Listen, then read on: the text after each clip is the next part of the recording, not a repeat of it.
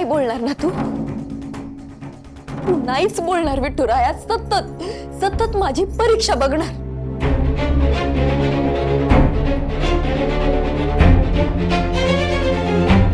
कच्चं मडकं वाटले का रे तुला मी?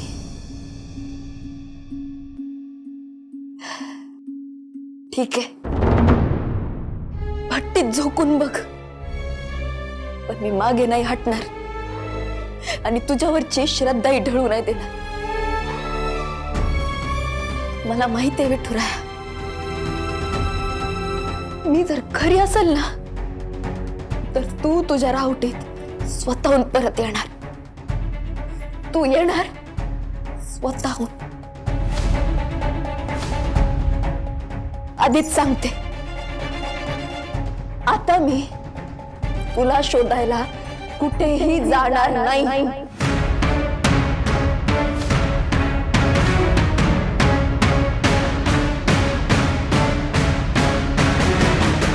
तुलाच यावं लागेल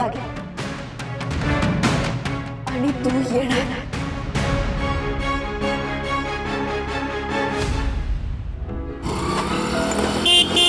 हो माले मास्तर, तुम्हाला काय कळलं का नाही? कशाबद्दल बोलताय तुम्ही? क्या तुम्हाला काय माहितच नाही? भूताच्या मळ्यात सापडलेली विठुरायाची मूर्ती गायब झाली ना. काय? हा नाही तर काय. अहो पण अशी कशी काय होईल विठुरायाची मूर्ती? विठुरायात झाली.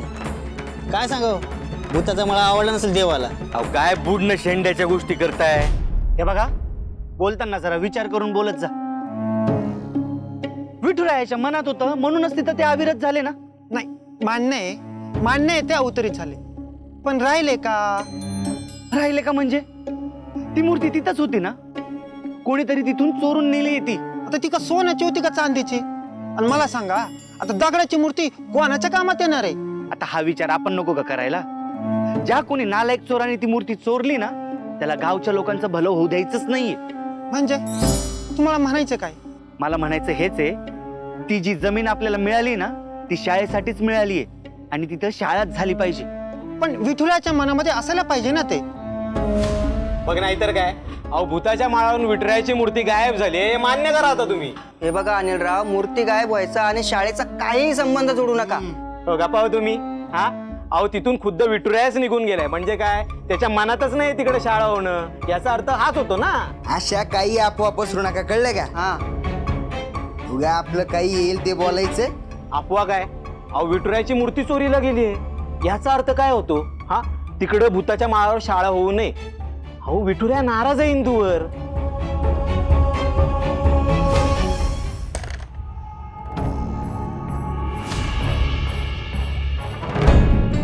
चोरलेली मूर्ती कुठं असेल हो? का तुम्हाला काय करायचंय?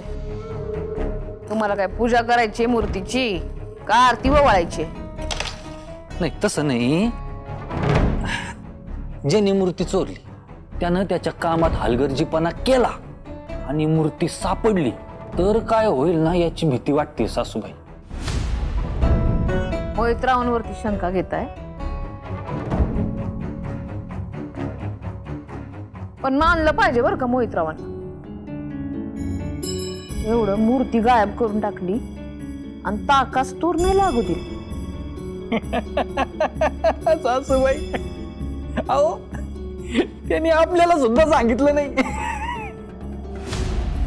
आपल्या दोघांवरती त्यांनी जो काही विश्वास ठेवला होता ना, तो असा फुर्र दिशी उडालेला दिसतोय. सासूबाई तुम्हाला सांगतो, त्याला आता कळून चुकलंय की आपल्या दोघांचा त्याला काहीच फायदा नाही. कारण आपण नेहमी मातीच खातो.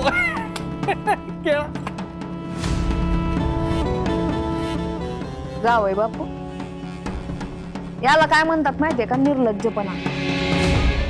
काय बोलताय, काय हसताय, काय चेहरा केलाय? म्हणजे कालवून कालवून माती खायची आणि सासरचं तूप मिशीला लावून फिरायचं. सासूबाई उठा, खाली जा. नारायणीला सांगा माझ्यासाठी 1 कप चहा कर म्हणून. आम्ही जाऊ. मग काय मी जाऊन सांगू? उठा. पण उठा, निघा. जातो. खेळायला बसायचं यांना. आशी ओंडा आणि पळीचा दोंडा.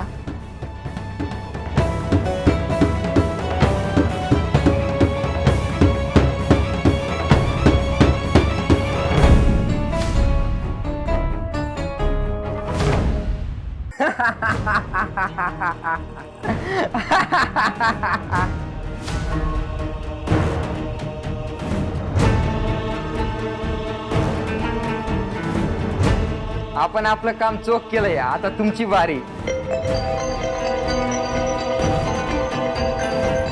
मालकाचा फोन आलाय. हा मालक, शिरप्यानं काम फत्ते केलंय. हा अहो, राहुटीतून विठुरायाची मूर्ती चोरली. माझ्या समोरच आहे मूर्ती पण आणि शिरप्या पण. हा जी जी जी हा करतो. हा शिरप्या, मालक जाम खुश आहे तुझ्यावर. हा मग द्या की 102च्या खुशाली म्हणून. अरे किती गरीब विचार तुझा. 100-200 म्हणे. अरे पुरे 1000 द्यायला सांगितलेत मालकानं. हा हे तुझ्या कामाचे पैसे आणि ही खुशाली 1000 रुपये. ज्यादा पैसे घे.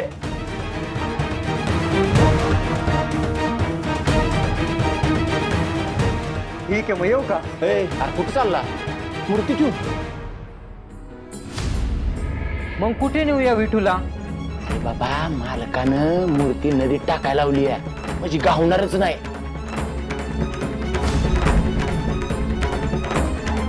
ठीक आहे, मालक सांगतील तसं टाकतो नदीत. जाईल वाहून लांब लांब लांब.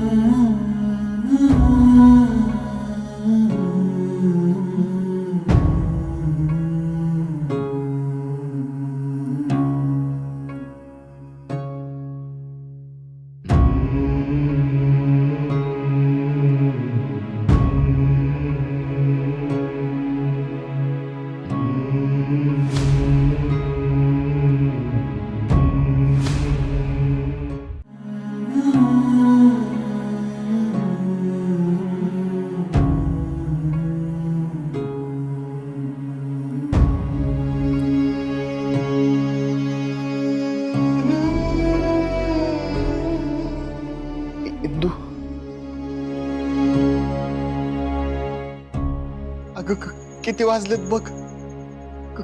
कधीपर्यंत बसणार आहेस इथे? चल घरी.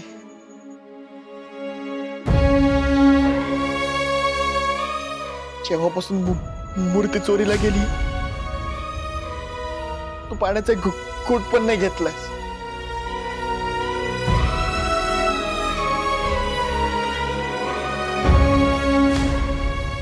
इंदू, असं हताश होऊन चालणार आहे का?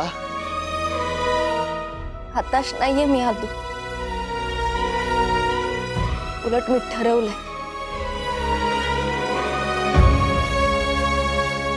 नेहमी हा माझा बेस्ट फ्रेंड माझी परीक्षा घेतो ना, यावेळेस मी त्याची परीक्षा घेणार. तो गेलाय ना निघून, जोपर्यंत तो स्वतः त्याच्या राहोटीत येत नाही ना,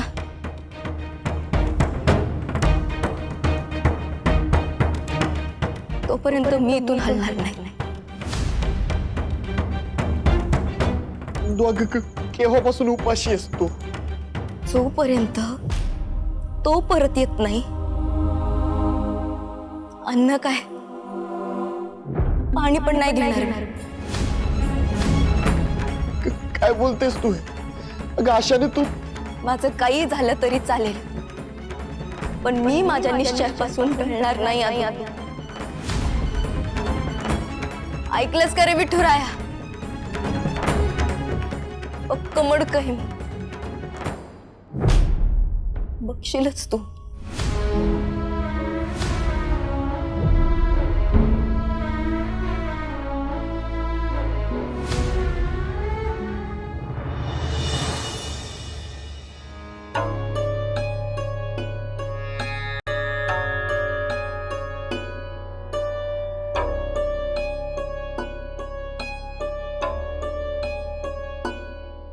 विठुराया, अरे किती परीक्षा बघणार आहे इंदूची?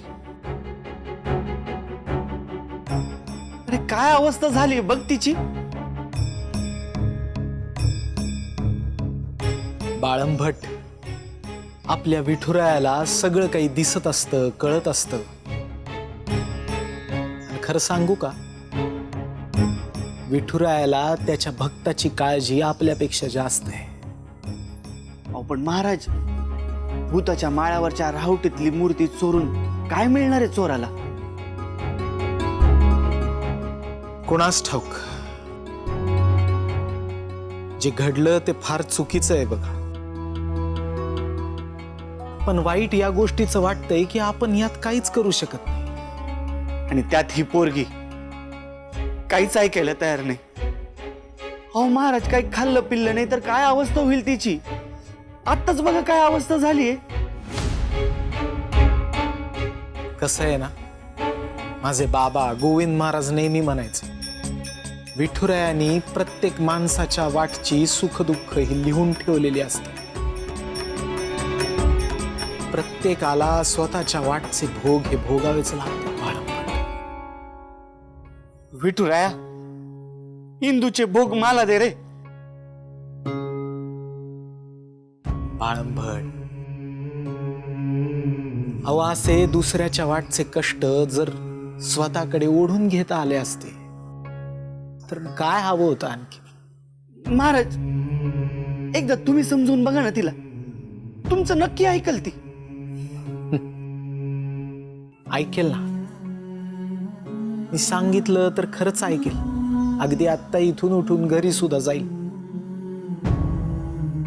पण मी आत्ता तिला असं काही सांगणारच नाही, कारण मुळात आत्ता ती काही चुकतच नाही. कसं आहे बाळंभट, कुठलंही मोठं काम हे निर्धाराशिवाय होत नसतं. आणि आपला विठुराया आत्ता इंदूच्या निर्धाराची परीक्षा पाहतोय असं वाटतंय मला. ही परीक्षा तिची आहे आणि तिच्या परीक्षेच्या आड आपण येऊ नये असं वाटतं मला.